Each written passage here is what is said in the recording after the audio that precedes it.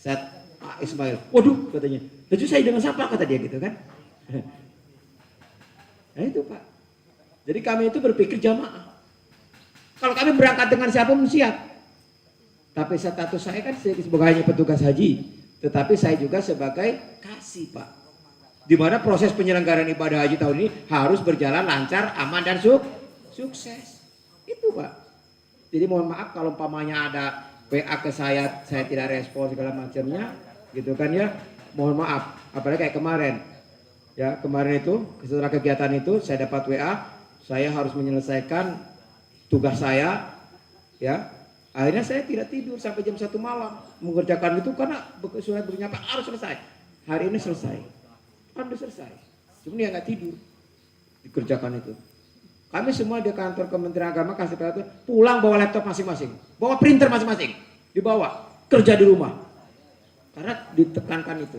Alhamdulillah staf saya Ibu Nopah yang kemarin masih galau, pas hari terakhir kita manasik dapat surat untuk panggilan diklat sebagai petugas non kloter bagian konsumsi. Nah, nanti kalau dia di sektor kita, maka dia akan bertemu dengan kita karena dia akan bermainnya di hotel. Dia akan di hotel-hotel. Dia ngantarkan nasi untuk kloter-kloter di hotel itu. Nanti ketua kloter karomnya akan bertemu dengan staf saya itu. Ya, baik itu nanti kalau dia di sektor Mekah berarti ketemu di Mekah, tapi kalau di sektor Madinah bertemu di Madinah. Karena sektor Madinah tidak akan ke Mekah, kecuali dia prosesi umroh, balik lagi ke Madinah, setelah prosesi haji dia berangkat ke Arafah, setelah itu balik lagi ke Madinah. Itu yang sektor Madinah. Dan insya Allah akan berangkat, kalau dia sektor Madinah akan berangkat tanggal 27 April. Jadi berangkat lebih dulu. Karena minimal 3-4 hari sebelum jamaah datang. Jamaah pertama kan tanggal 2 berangkat dari Indonesia. Masuk ke asrama haji tanggal 1, tanggal 2 berangkat. Nah, ingat pergeseran waktu Indonesia dengan Arab adalah 4 jam selisihnya. Jadi kalau kita sampai ke sana maka dimundurkan 4 jam. Tapi kalau kita pulang dimajukan 4 jam. Nah, itu ya. Oke. Ini itu sudah pengkloteran saya sampaikan itu. Jadi nggak usah dipikirkan tanggal piro. Tanggalnya itu nanti akan disampaikan oleh kami dari pihak Kementerian Agama. Paham Bapak Ibu ya? Oke. Ada yang belum jelas di sini? Jelas. Tanya Pak. Daripada nanti begitu pulang nyatanya ketika manasik kemarin diinformasikan tentang souvenir masih bilang koper. Saya bilangnya souvenir Bu Sumiati, ditanyain koper. Padahal koper itu nanti koper itu yang master ya. Saya takut barengin koper. Ada yang mau ngambil, saya mau ngambil souvenir itu. Nah, ya udah sekalian aja satu. Wih, gak cukup. Nanti kalau bawa koper itu katanya. Udah siapa yang pakai koper katanya. Nah, itu kan waktu itu nggak serius gitu loh ya Pak ya, berpikirnya kita ya. Nah jadi koper itu nanti bagi jamaah KBIHU. Kenapa nanti belum pick data jamaah? Bener? Berapa sesungguhnya jamaah Tanggamus juga belum pick. Yang sudah lunas 425, yang sudah lunas sampai kemarin. Belum nambah karena nanti tunggu sampai tanggal 17. Masih 5 hari ke depan. Ada nggak yang melunasi? Nah gitu ya. Setelah itu baru dinaikkan status cadangan. Nah kalau sudah naikkan status cadangan, maka baru kita bisa ngambil koper kami di Kemenak itu. Berapa jamaah Tanggamus ini jumlahnya? Kita ngambil koper gitu loh Pak.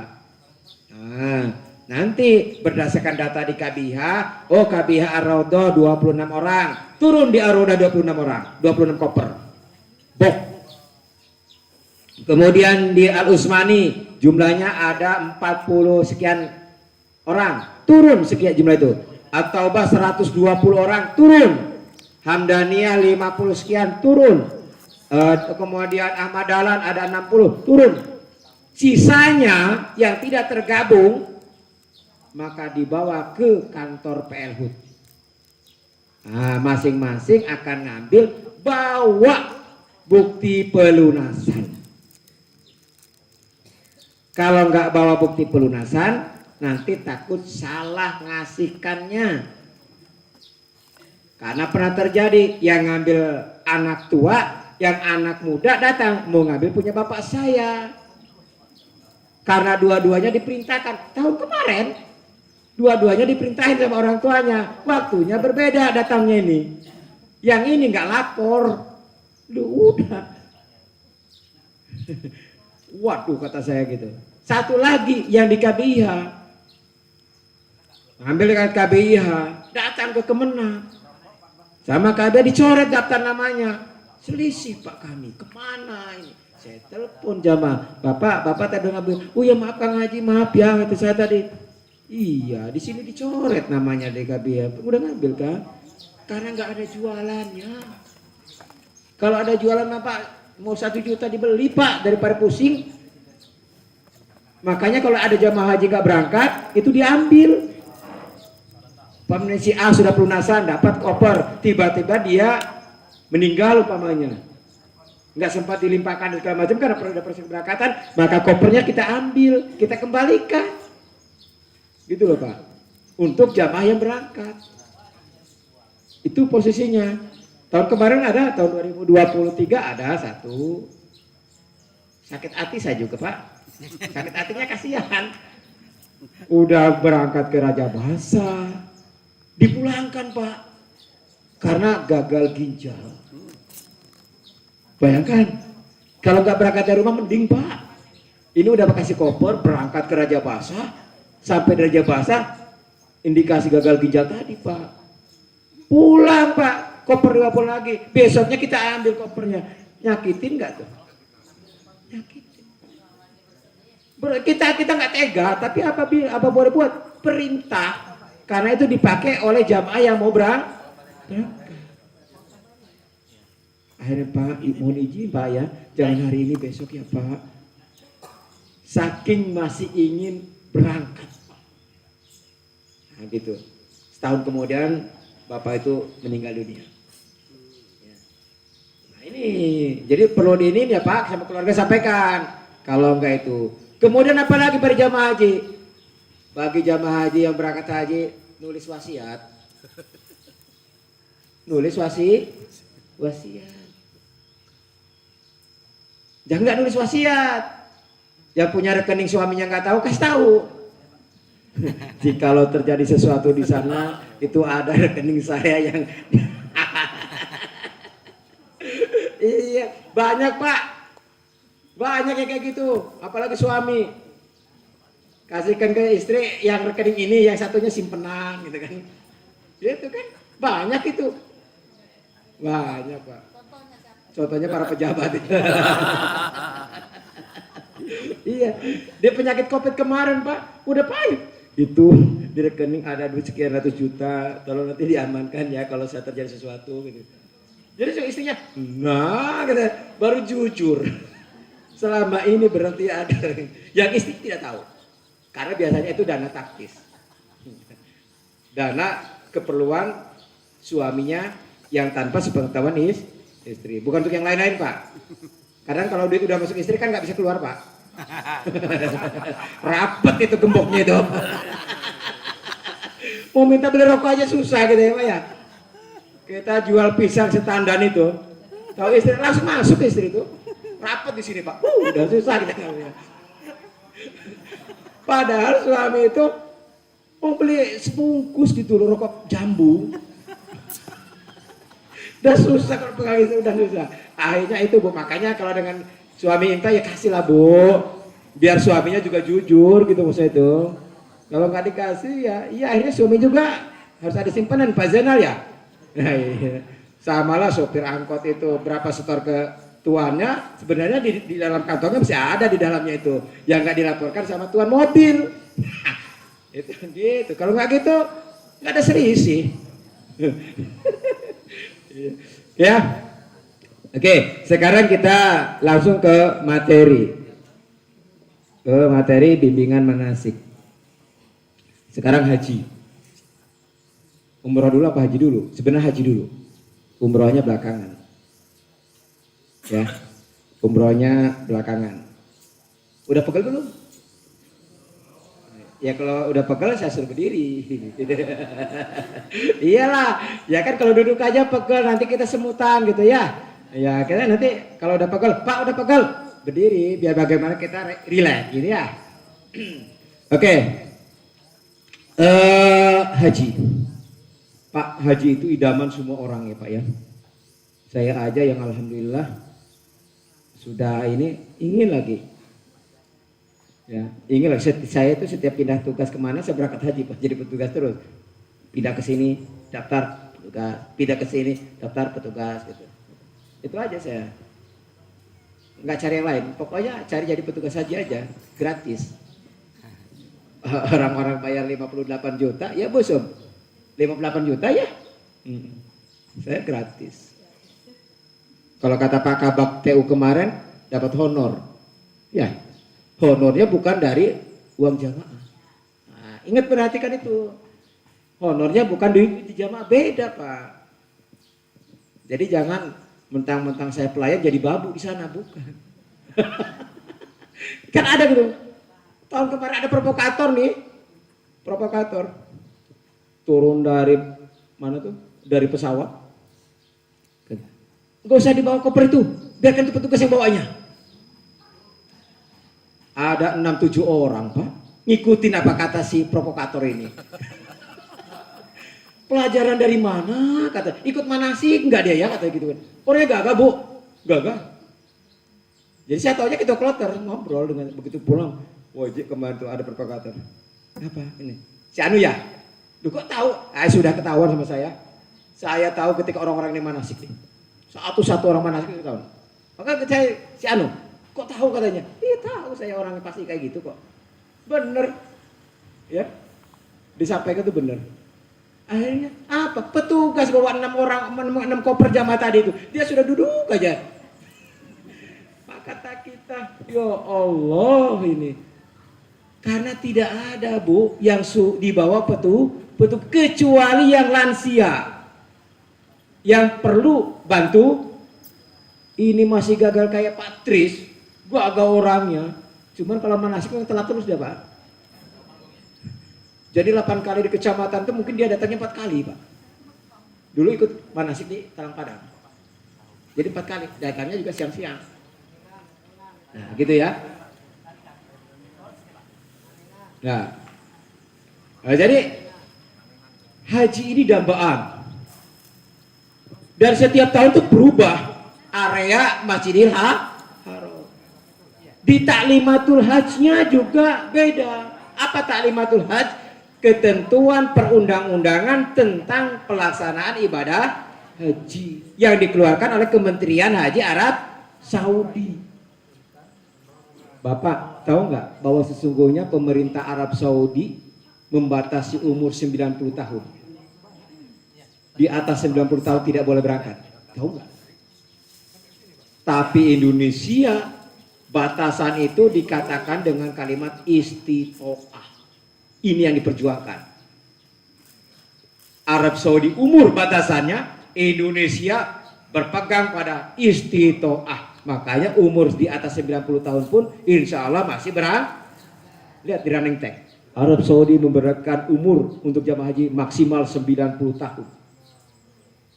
Begitu. Terus apa lagi? Visa.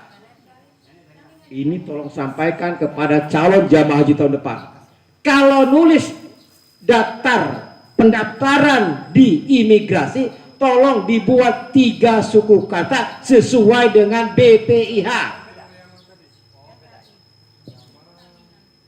Kebijakan tahun ini Pak, ini Kementerian Haji ada apa namanya Dirjen PHU kita pusing Pak, karena Arab Saudi kena proses perpisahan yang 1 suku kata di halaman depan paspor hampir tidak mau diproses pisahnya. Jadi saya pusing Ji. Apa? Si suku 1 suku kata di hadap paspor, di halaman depan paspor. Arab Saudi nggak mau memproses pempisahan. Mati kata kita ini. Berapa jamaah tanggamu sini? Saya mikir tanggamu saja Pak, belum mikir Indonesia. Yang halaman depannya satu kata sehingga di endorse. Bapak Ibu pernah memperhatikan paspor?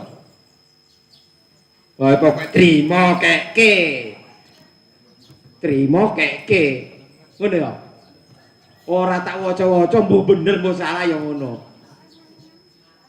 Manut wae. Iya. Bu Sum, berapa suku kata? 3, aman. Saya juga ada 3. Ya.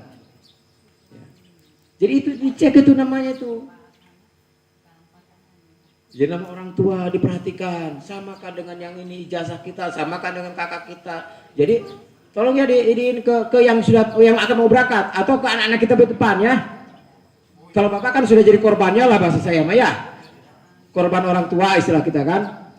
Udah diberi namanya seperti itu sehingga kita daftarnya seperti itu, antara ijazah dengan kakak nggak sama gitu kan ya, antara KTP dengan BPIH nggak sama, saat daftar yo terima padahal salah tanggal lahirnya gitu ya. Nah, itu taklimatul haji.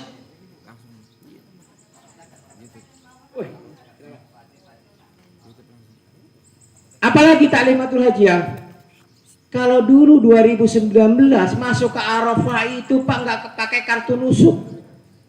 Kartu nusuk itu ada ID card kita yang ada barcode-nya. Barcode itu sama dengan nilai di paspor. Ketika di barcode maka sama dengan paspor hajinya itu. Sama dengan visa haji.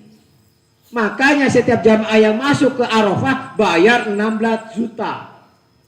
Pak, Bu, kita masuk ke Arafah itu bayarnya 16 juta. Kok ada orang badal haji 7,5 juta. Masuk Arafahnya aja 17 juta. Maka kalau saya ada petugas tuh. Cik, siapa sih harga ini? Apa namanya minta tolong badal? Saya ini. Kalau mau 18 juta dengan saya. Kami kalau petugas mau membadalkan tuh, enggak mau main-main murah-murah itu enggak mau. Karena kami ikut ketentuan pemerintah. Tapi kalau petugas yang membadalkan haji kan pasti dilaksanakan semua rangkaiannya, ya. Cuman tidak ada sertifikat. Karena dia secara mandiri. Nah, kalau orang-orang dimukimin di sana pasti dikeluarkan sertifikat badal haji. Nah, itu bedanya. Pilih sertifikat apa pilih dilaksanakan sesungguhnya. Nah, maka orang yang membadal haji, apa yang sudah niat untuk membadal hajikan, sudah niatnya ikhlas. Tidak perlu coba videokan yang membadal hajikan itu. Kenal ora? Entah fotonya siapa. Coba lagi dihukum di Arafah. Tahu jamaah haji di sana gitu Pak. Tapi dia untuk dia bukan untuk siapa-siapa. Ada yang tahu bahwa dia untuk kita. Boleh jadi dia untuk semuanya. Kirim ke si anu itu, kirim ke si anu itu. Pikiran buruknya. Nah, tapi karena kita sudah niat membadal hajikan untuk keluarga kita, untuk orang tua kita yang sudah meninggal dunia, untuk orang yang kemungkinan tidak mampu lagi melaksanakan ibadah haji, harus ikhlas, jangan dibahas benar atau tidak dilaksanakan. Benar dan tidaknya silakan yang bertanggung jawab yang melaksanakan, yang kena amanah itu. Itu prinsip badal haji. Oke. Tahun 2019 saya berangkat haji petugas, begitu dari Arafah, dari hotel Mekah ke Arafah, mobil tidak disegel. Tidak disegel. Tahu disegel? Seperti kita mobil box itu Pak ya, masuk itu kemudian kan langsung digembok, langsung dikasih striker. 2024 jamaah haji sudah naik bus semua, mobil itu langsung dipasang striker. Kalau striker itu rusak, maka ditolak masuk Arafah. Jadi bisa dibuka pada saat di Arafah tahun 2024 dan berlaku tahun sekarang. Itu bedanya Bu. Maka kartu nusuk itu nanti kita dikasih itu jangan ditukar-tukarkan. Ya. Ini saya akan taklimatul haji dulu. Ya. Ada lagi apa? Skema murur untuk jamaah haji, lansia, risti dan pendampingan. Bu Sumiati itu bisa masuk ke dalam program murur karena mendampingi orang tua. Gak usah berpikir Bu Sumiati bagaimana mabit saya di Musdalifah, hukumnya bagaimana. Ya, ini kan mabit di Musdalifah wajib, gitu kan ya. Bagaimana hukumnya saya, sementara saya kan tidak risti, saya tidak ini. Nah, kan gitu, nggak usah dibahas itu. Ya, karena mendampingi jamaah risti. Karena nanti saya ceritakan buruk. Kemudian satu lagi apa? Tanazul mabit di Mina. Karena ada 4 skema keberangkatan kita dari Arafah sampai balik lagi ke hotel. Itu ada 4 skemanya, Pak. Yang tahun lalu hanya 2 skema. Skema taradudi dan skema tanazul mandiri. Artinya tanazul mandiri itu tidak diorganisir, tidak dikoordinirkan oleh pemerintah. Tapi kalau sekarang semuanya dikoordinasikan dengan pemerintah, dilayani, difasilitasi. Oke, Bapak Ibu semuanya, sekarang proses haji. Kalau kita nanti gelombang kedua, yang saya harapkan gelombang kedua, berarti kita semua ketika di asrama haji Raja Basah, saat mau berangkat, kita sudah mandi sunnah ihram. Mandi sunnah ihram. Niatkan Pak. Serah bahasa apa aja. Bahasa hewan boleh.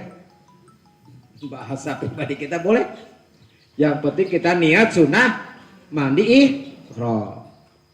Setelah itu apa? Sebelum kita berpakaian, kalau pakai wangian boleh. Semprotkan ke badan, jangan ke pakaian. Paham kan?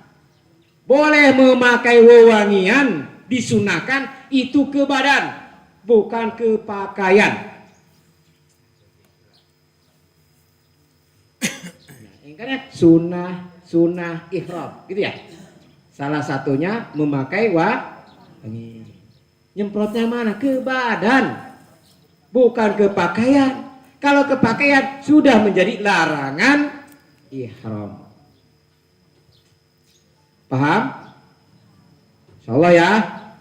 Nah, nanti sampai rumah bingung lagi nanti nih. Insyaallah, ingetin aja.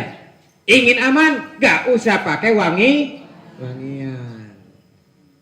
Daripada kau salah-salah katanya, apa katanya salah-salah. Bano waddam. Mending kalau damprat kan gitu. Jadi lebih aman jangan pakai wangian. Pendapat ya? Ya, kita cari yang aman-aman aja daripada kita sok tahu ujungnya kena. Nah, ya enggak ya? Cari yang aman-aman. Setelah itu baru kita pakai baju ihram. Ya, pakai kain ihram. Hai, kalau ibu-ibu mah gampang begini saja selesai. Yang penting menutup aurat. Kalau laki-laki itu hanya 2 helai kain yang tidak berjahit, disunahkan warnanya putih. Tuh, ingat ya, 2 helai kain tidak berjahit. Pak, boleh enggak nanti pada saat kita itu pakai kaos dalam dulu? Boleh, selama belum niat ihram. Ingat ya, selama belum niat. Sampai di sini ada yang masih ini? Ayo biar kita satu sepaham. Ya kalau tanya jawab lebih ini Pak. Lebih masuk gitu. Biar kita sepaham. Oke, yuk silakan. Waalaikumsalam.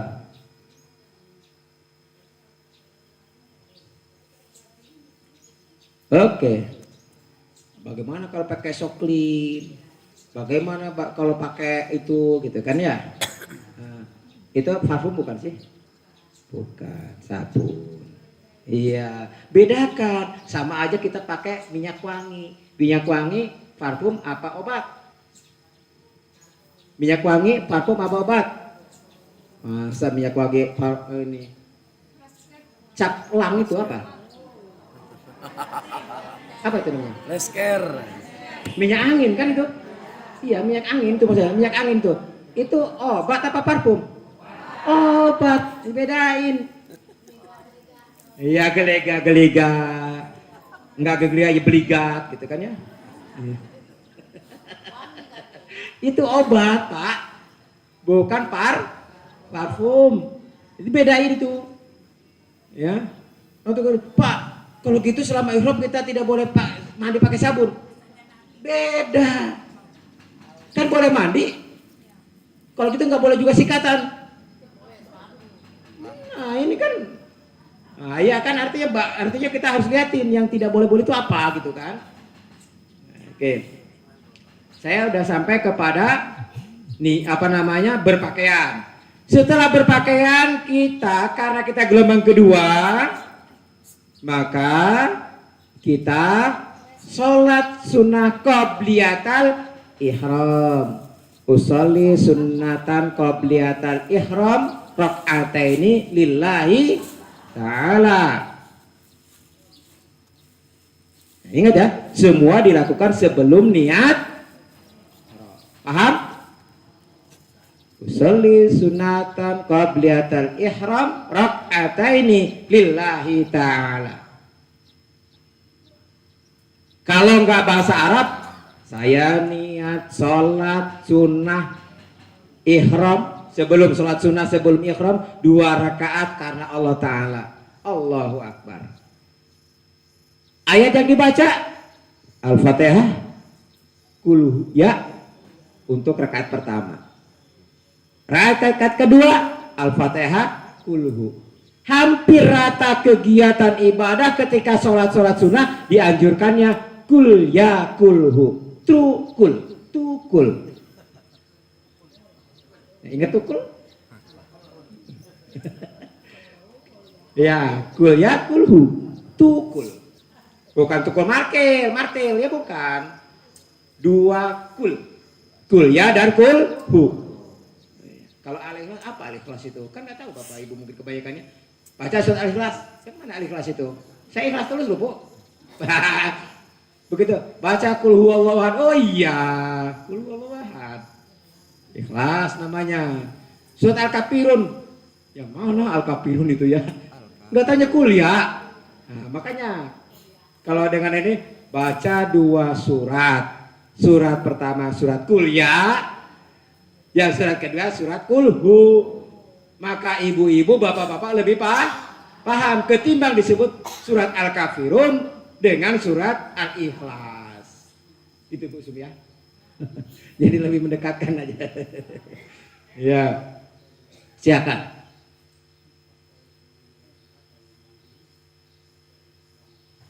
Nah, Bapak sudah pernah mandi wajib?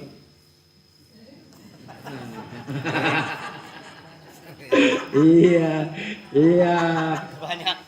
Kan pada dasarnya niat itu sama, hampir sama, hanya diganti ketika nawaitu ghusl lirafil hadasil akbari min jami'il. Gitu ya. Jadi kalau kita nawaitu ghusl sunnatal li ihram lillahi ta'ala. Enggak bisa itu. Aku niat adus sunnah ihram lillahi ta'ala. Wis. Sah. Beres, sing orang ngomong sah wis. Sing penting nang jerone nih niat. Ya. Gitu aja. Gak bisa bismillahirrahmanirrahim. Sah. Ojo digawe pusing gara-gara belajar niat mandi sunnah. Ya, jangan dibuat repot gara-gara niat mandi ikhram, jangan. Biasa saja. Aku bismillahirrahmanirrahim. Yang penting diawali dengan Kapan baca bismillahnya di mana? Di kamar mandi. Makruh pada dasarnya ketika kita niat melafalkan itu berada di kamar mandi. Makruh, bukan dilarang. Makruh. Yang tidak boleh sama sekali di kamar mandi ketika di atas kloset kita lagi bismillahirrahmanirrahim. Itu yang nggak boleh. Haram kalau ini tuh. Sambil mesin kita ngaji. Haram. Di hati pun jangan terbesit untuk menyebut nama Allah ketika kita sedang buang hajat. Tuh, kalau di kamar mandinya kita hukumnya makruh. Makruh bukan berarti tidak boleh, hanya tidak ada pahala. Hanya sekedar dilarang saja. Nah, lebih baik di mana? Ya di luar. Bismillahirrahmanirrahim. Sebelum masuk itu ya. Sebelum masuk, nah kita pokoknya saya kan untuk mandi sunnah di dalam langsung mandi kan gitu. Sama halnya kita doa masuk ke dalam WC. Kan ada doanya tuh. Doa kita masuk ke dalam WC. Kalau ke WC ghufranaka alhamdulillahi adzhaba anna adza wa afani. Kalau keluarnya kan. Kalau masuknya kan ada. Kan ada juga itu. Jadi dibacanya sebelum masuk ke dalam WC gitu ya. Oke. Karena nanti Bapak Ibu juga akan mendapatkan bagaimana kita wudhu di dalam WC. Artinya itu hukumnya dilarang aja Pak. Ya, kita mencari hukum yang agak ringan-ringan aja. Karena kita wudhunya di dalam WC Pak. Bismillahirrahmanirrahim. Nawaitu wudhu al-rafil hadasil azwari fadlillah kita. Masa kita bawa ini ke luar, wudhu di luar. Nah, kan kayak gitu. Karena hampir rata-rata di perhotelan tidak ada tempat khusus wudhu kecuali di musolahnya. Oke. Setelah itu karena kita akan ngambil mikot di Zulhulaifah. Di Yalamlam. Qarnul Manazil bukan Zulhulaifah. Qarnul Manazil atau Yalamlam atau pesawat. Kita berangkat dari asrama Haji Rajabasa sudah berpakaian ihram. Bagi laki-laki masih diperbolehkan menggunakan pakaian dalam. Tapi kain ihram sudah dipakai. Diselimutin lah gitu Pak ya. Mandi sudah, sholat sudah, naik kita. Bus secara rombongan. Kemudian kita naik pesawat berhenti. Dikirim ke asrama haji Pondok Gede. Bukan asrama haji, di Bandara Pondok Gede. Soekarno-Hatta. Kurang lebih sekitar 4 jam. Di Pondok Gede kurang jeda. Karena gelombang kedua. Oleh karena itu kalau dulu mandi di Soekarno-Hatta, kalau sekarang tidak ada lagi. Maka kita ditekankan sudah berpakaian ihram dari asrama Haji Rajabasa. Sampai di Soekarno-Hatta kita istirahat, kita dikasih makan. Ikuti apa yang dari sana kita dikumpulkan. Pada saatnya keberangkatan kita fast track. Fast track pertama pemeriksaan dokumen perjalanan. Maka itu paspor, visa jangan dititipkan. Karena paspor dan visa akan diterima Bapak Ibu waktu di asrama Haji Rajabasa. Jangan sampai tertinggal. Masukkan ke dalam tas koper yang di sini nih. Masukkan di situ. Nanti saat pemeriksaan itu fast tracknya di situ. Nanti masuk kapal, naik pesawat satu-satu sesuai dengan tempat duduknya. Kalau dari berhenti ke itu, pokoknya yang penting Bapak Ibu duduk. Gak usah di tempat minggirkan. Saya duduk di sini, saya duduk di sini. Gak usah. Karena ketika saat dari berhenti ke Jakarta tidak ada nomor set. Nomor tempat duduk. Bapak Ibu dikasihkan nomor set dari asrama Haji Rajabasa adalah nomor set saat keberangkatan dari Soekarno-Hatta ke Jeddah. Kan dikasih nomornya nanti. Nomor berapa? Nomor 24, nomor 35. Itu adalah nomor tempat duduk di pesawat. Maka ditaruhnya di ini, nanti di asrama Haji Rajabasa. Ya. Oke. Naik secara berurutan, nggak usah buru-buru. Yang suami istri terpisah tempat duduk, biarkan dulu. Ya, suami istri tempat duduknya ada serang aku punya orang gitu kan, keselip-selip gitu pamannya. Biarkan aja dulu. Nanti setelah duduk semua, baru bisa bergerak. Tukaran tempat duduk. Jangan menempati tempat duduk orang sebelum semuanya Duduk berdasarkan setnya masing-masing. Setelah duduk semua, baru bisa bergerak untuk tukar tempat duduk. Paham? Insyaallah ya. Jadi jangan nanti diributin ini. Mentang-mentang mau duluan dia di depan. Kalau di belakang terunya Medan katanya kan gitu. Orang depan tuh. Ada guyonan kayak gitu ya. Oke. Setelah naik, baru kita akan ketika menjelang ya lam Qarnul Manazil, maka purser itu awak pesawat akan menyampaikan kepada petugas kloter bahwa ini sudah siap, dalam beberapa menit lagi akan melewati Qarnul Manazil atau wilayah ya lam. Itu. Nah, oleh karena itu sebelum berniat yang laki-laki tadi melepaskan semua pakaian dalamnya. Nah, terserah. Nah, repot di situ sebelah sini satu. Nah, membuka apa ini kan?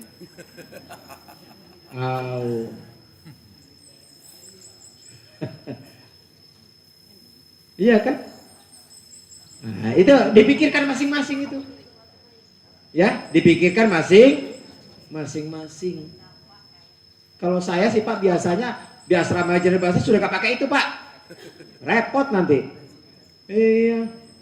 Saya berapa kali ya udah kalau ketika aku itu ya sudah nggak pakai apa-apa, ya pakai kayak itu aja. Kayak di home itu aja. Yang penting nggak kedodoran aja. Bagaimana? Makanya kita ada trik untuk tidak kedodoran. Gitu ya. Oke. Di alam nanti akan kita bangunkan semua yang tertidur. Jadi Bapak Ibu nanti ada informasi ini kanan kiri lihat yang tidur bangun. Tong, Bapak kainnya diperhatikan, pakaian dalam ada enggak gitu. Diingatkan semuanya. Diingatkan semuanya harus. Di situ nanti akan kita pimpin untuk niat umroh. Ya. Niat umroh. Jadi kalau kayak kerja kalau yang tidur kan repot itu Pak. Jangan makan saja.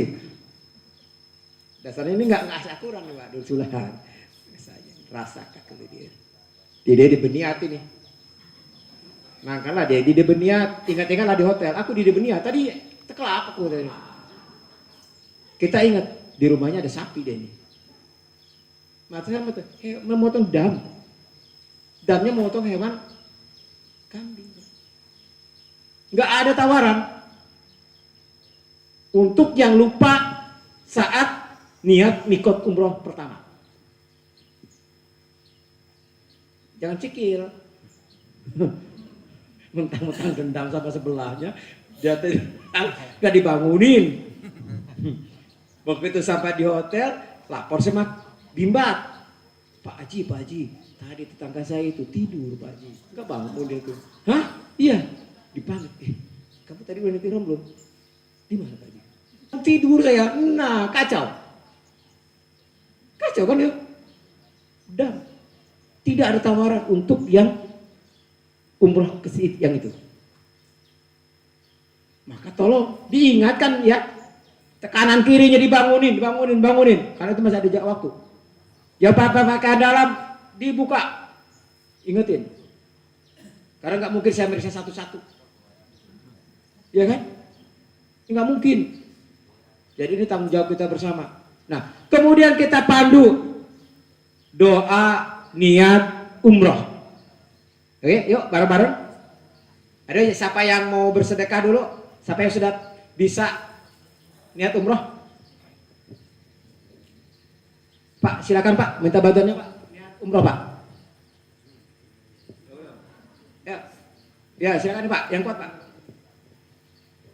Bismillahirrahmanirrahim.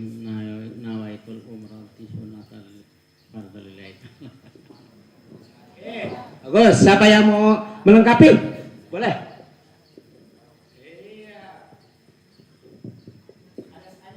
Bismillahirrahmanirrahim. Nawaitul umrata wa ahramtu biha. Nawaitul umrata wa ahramtu biha. Lillahi ta'ala. Oke, ada yang lain? Pak? Cukup? Ada yang versi lain? Kan ada dua versi tuh. Yo, silakan. Bismillahirrahmanirrahim. Labbaik Allahumma umrah. Oke. Nah, kedua versi kan? Yang satu nawaitul umrata wa ahramtu biha lillahi ta'ala. Jangan bihi ya. Kalau nawaitul hajja wa ahramtu bihi, tapi kalau umroh wa ahramtu biha. Karena dia menggunakan tak marbu toh sebagai simbol dari isim muannas. Kalau haji tadi kenapa hi? Karena dia sebagai isim mudzakkar. Dikategorikan laki-laki perempuan, itu harus dipahami itu, ya. Nah, tadi nawaitul umrata wa ahramtu biha lillahi ta'ala. Bagus. Atau labbaik Allahumma umrata. Mana yang mudah dipahami oleh Bapak Ibu silakan. Enggak usah diperdebatkan, ngapa kamu kok itu. Yang pendek labbaik Allahumma umrata. Itu pendek. Bapak senang pendek apa senang panjang? Semakin banyak bacaannya semakin banyak pahala. Gitu aja udah prinsipnya, ya. Sama, maksudnya semuanya sama. Setelah itu berarti kita semua sudah kena larangan ihram. Tidak boleh memotong rambut. Tidak boleh kita memotong kuku. Tidak boleh binatang. Tidak boleh fusuko, rofalsa, jidala. 3 hal yang dilarang ketika seseorang sedang melaksanakan ibadah haji. Rangkaiannya dari umroh sampai ke pelaksanaan ibadah haji. Paham itu ya? Insyaallah ya. Oke. Setelah itu kita baca apa? Setelah niat ihram, talbiyah. Ya, kita berdiri aja lah. Yuk berdiri. Iya, berdiri. Yuk, berdiri. Ikuti ya. Kita mulai dari niat ihram. Bismillahirrahmanirrahim.